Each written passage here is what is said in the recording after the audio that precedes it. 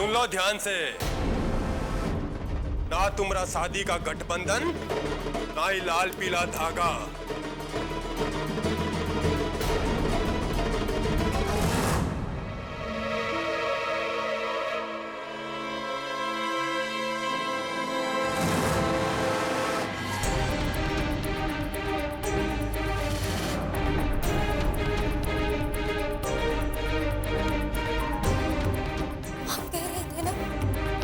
कोई भी बंधन बांध नहीं सकते।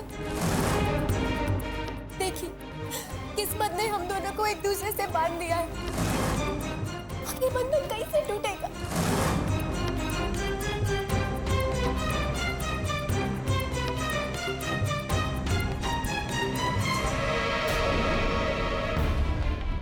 जो किस्मत हमको बांधने का कोशिश करेगा, हम वो किस्मत को ही पलट देंगे। तुम बस इतना याद रखो, 19 दिन बाकी है। आज जो हुआ वो एक शुरुआत है। हम भी देखते हैं तुम कब तक ये सब सहन कर पाती हो।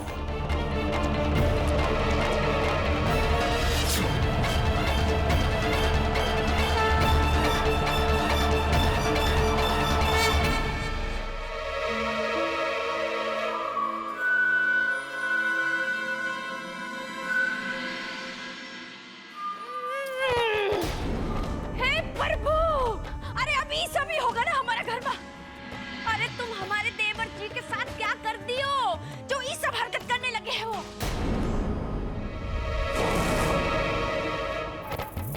बाबूजी,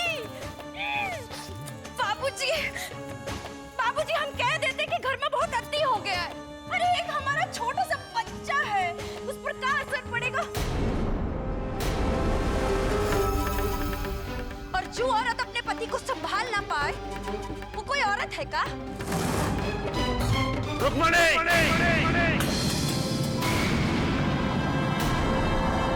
जी? ले जाओ इसको। जी।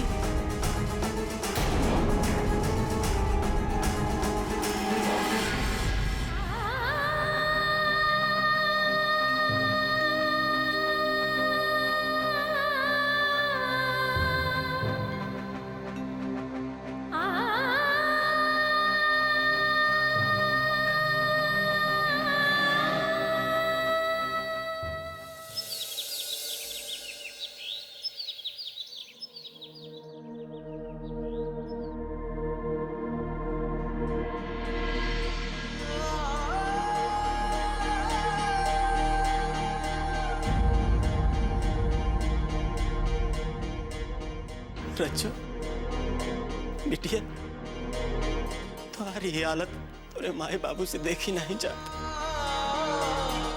ऐसा लागत है जैसे ही सबके लिए हम ही लोग दोषी। अरे कुछ बोलत काहे नहीं, चुप काहे है बेटी? इलो, चाय पी लो। चाय वाय छोड़, जल्दी से तैयार हो जा। ठाकुर साहब के यहाँ चले गए ना, ठाकुर साहब अगर मान गए तो तेज बाबू के और बिट्टो के यहाँ अपने घर पे लेके आएंगे। वो कोहबर का रस्म भी तो बाकी है। जा तैयार हो जा। ठीक है, हम रज्जू को खाना खिला के तैयार हो जाते हैं। ठीक। सुनो, ऐसे ही खाली हाथ जाना ठीक नहीं लगेगा। तनी सा मिठाई लिया ना। अच्छा ठीक है, मिठाई लेके आओ।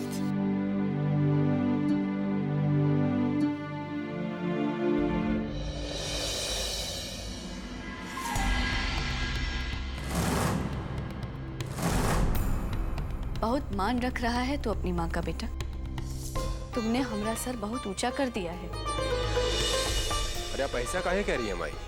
माँ है ना हम तुम्हारी, इसलिए अपने बेटे का सर झुकने नहीं दे सकते। बेटा भले ही अपने माँ के भरोसे का खून कर दे, लेकिन हम तुमको कुछ नहीं बोलेंगे। हम मान मर्यादा का वो कवच भी नहीं हटाएंगे जो एक माँ और बेटे के बीच रहता है। लेकिन हम इतना जरूर कहेंगे बेटा, जैसा एक पत्नी का इज्जत उसके पति के इज्जत के साथ जुड़ा होता है ना, वैसा ही एक पति का इज्जत भी उसकी पत्नी की इज्जत के साथ जुड़ा होता है। तो कम से कम अपना इज्जत के लिए जो कुछ तुम कर रहे हो ना, बंद कर दो।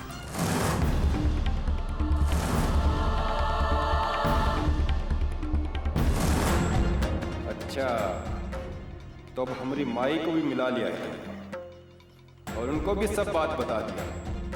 बढ़िया दाव खेलो, लेकिन हमारे पलटवार के आगे नहीं ना टिक पाओगी।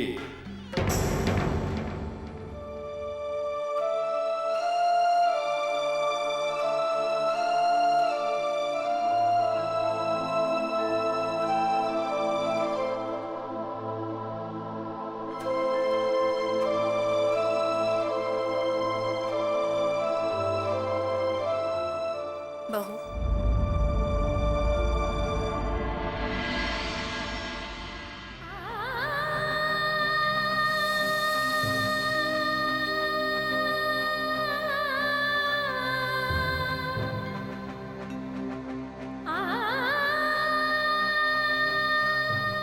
बहू, तुमने हमारा तेज का जिंदगी बचाने के लिए जो अग्नि परीक्षा दिया है, उससे हमको कितना तकलीफ हुआ है, ये हम तुमको कैसे बताएं।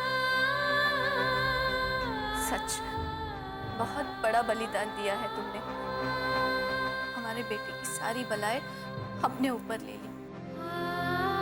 इसीलिए हमको पूरा भरोसा है कि तुम सबका दिल जीतकर इस मुश्किल घड़ी को भी पार कर जाओगी। अच्छा, चलो हमारे साथ। इस घर का खुशहाली के लिए तुमको एक काम और करना है।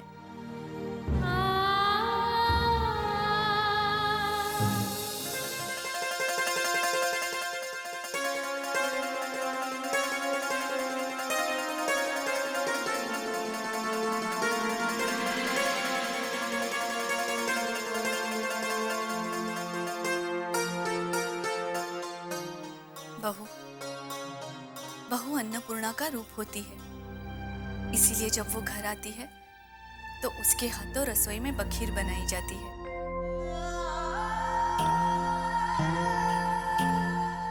हम खुदे चूल्हा आंगन में लगवाए थे।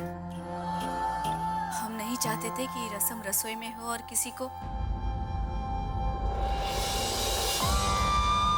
अगर हमारी बात से तुमको बुरा लगा हो तो हमको माफ कर देना। नहीं नहीं माँ जी, आप माफी काहे मांग रही हैं? आप जो हमें इज्जत दिए हैं, एक बहू की जो जगह दिए हैं, उसके बाद हमें कछु नहीं चाहिए। यही तो खास बात है हमारी बहू में, इतना सादा स्वभाव। भगवान बुरी नजर से बचाए। अब चलो रस्म शुरू करते हैं।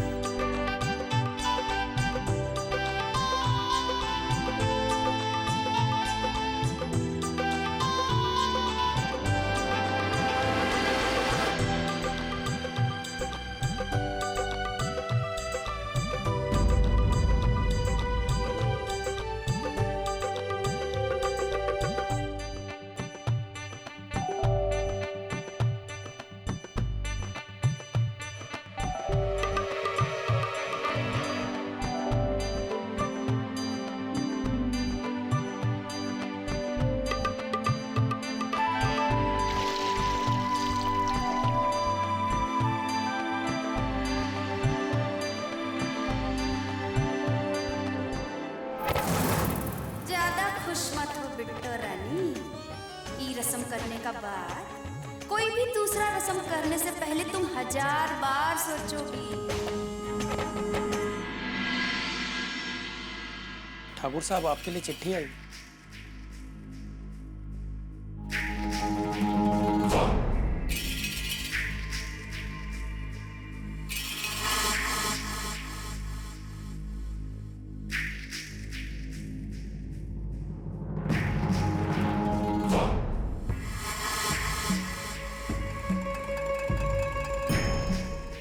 किसका चिट्ठी है बाबूजी?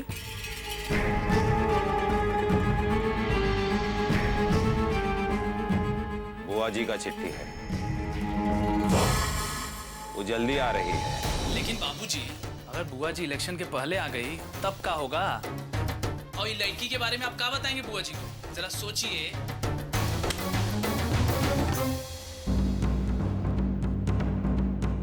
यही बात तो हमरे समझ में नहीं आ रहा है रुद्र, कि हम बुआ जी से क्या कहेंगे। कुछ भी हो रुद्र,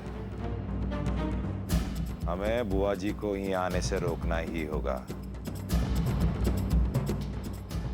बाबूजी, नाश्ता लगवा दे? हाँ लगवा दो।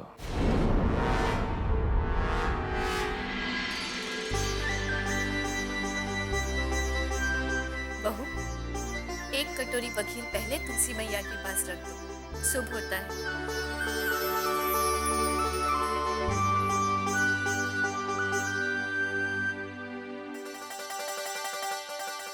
चलो।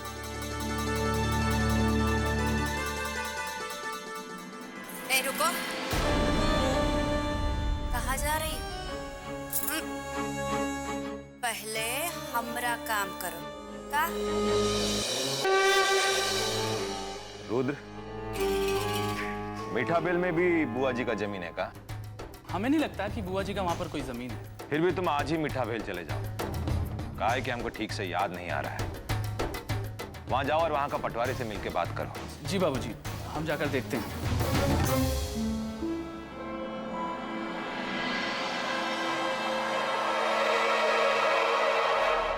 अरे वाह, बखीर का तो बहुत ही बढ़िया खुशबू आ रहा है। पहले बखीर खिलाओ।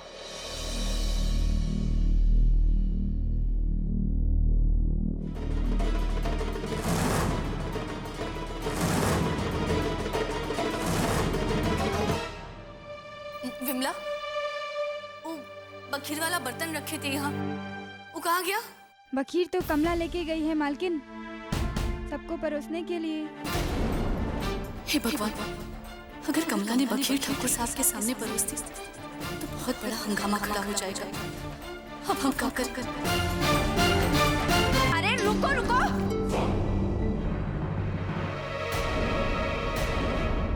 ये क्या कर रही हो? अब बाबूजी वो दक्षिण टोला वाली के हाथ का बना बखीर खाएंगे का?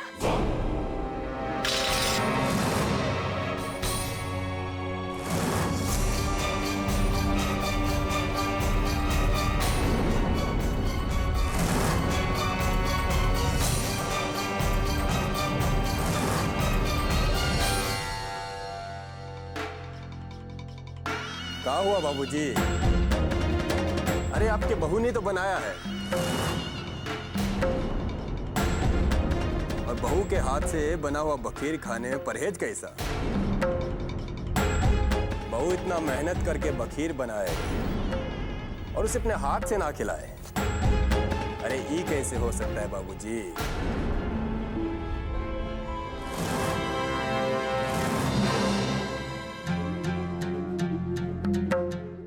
अरे आओ, आज ही बखीर तुम अपने हाथों से परोसो। अरे माता जी समझी नहीं यार, आप ही ने तो कहा था कि आदमी का इज्जत उसकी पत्नी से होता है, और तो हम तो फिर अपनी पत्नी को इज्जत ही तो दे रहे हैं। जाओ बहू।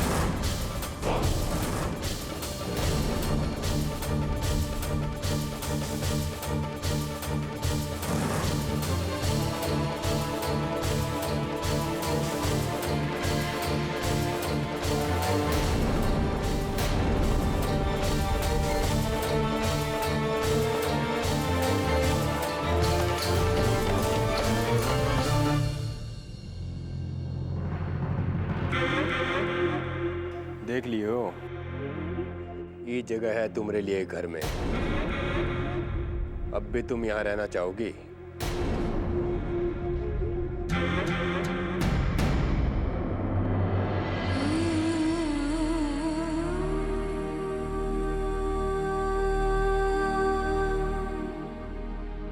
अगर किसी ने नहीं खाया तो कोई बात नहीं,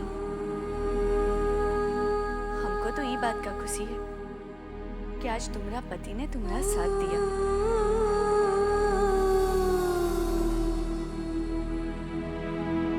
और वैसे भी बखीर पहले पति को खिलाया जाता है। जाओ, जाकर पहले तेज को खिला दो। लो।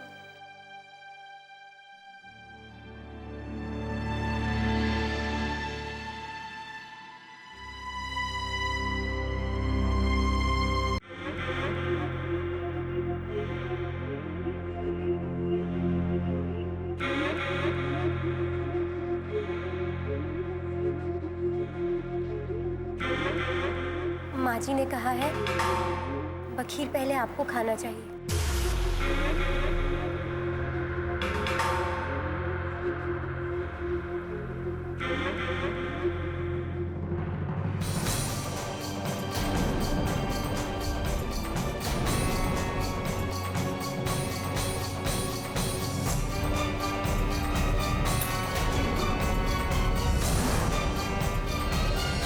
तुमको क्या लगता है कि तुम्हारे हाथ से बना हो बखीर हमारे घर वाले छुएंगे तक नहीं, हम खा लेंगे। और ऊपर से होशियारी बरत रही, क्या समझ रही हो तुम कि हमारी माई को सब कुछ बता के तुम अपना खेल आराम से खेलती रहोगी? एक बात कान खोलकर सुन लो हमरी, जिसको जो पढ़ाना है पढ़ा, लेकिन हमारे सामने ऐसी खड़ी मत रहे। और कितनी बार कहा है तुमसे हमने कि जब हम कमरा में हो तो हमारे सामने मत आया करो। ठाकुर साहब, बिटिया के देखे की इच्छा हुई, यही खातिर चले आए। देखने चले आए? अरे ये काहे नहीं कहते कि भरोसा नहीं था हम लोगों पर? ये देखने आए कि हम लोगों ने तुम्हारी बिटिया को की हालत में रखा है।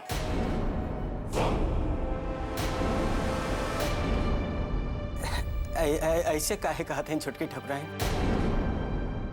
अगर ऐसे समझ में नहीं आता तो मजबूरी में हमको अपना तरीका समझाना पड़ेगा।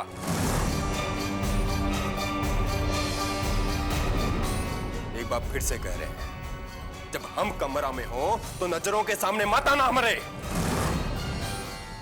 आप सही कहते हैं ठकुराइन, हम लोगन के यहाँ नजर नहीं आना चाहिए। हम भी कितना बड़ा मूर्ख है, यहाँ से ज्यादा हमारी बिटिया और कहाँ खुश रह सकते है। बाकी वो कोहबर का रस्म भी अभी बाकी है, तो अगर ठाकुर साहब की इजाजत हो जाए तो एक दिन के लिए जमाई बाबू के और बिट्टो को अपने घर ले जाते हैं। चल, बहुत होगी नौटंकी, अब निकल यहाँ से। चल।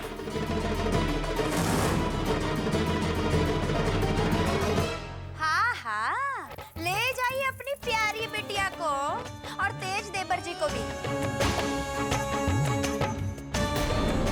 और रखिएगा अपने प्यारे दामाद को दक्षिण टोला में ही। हाँ सुगंधा,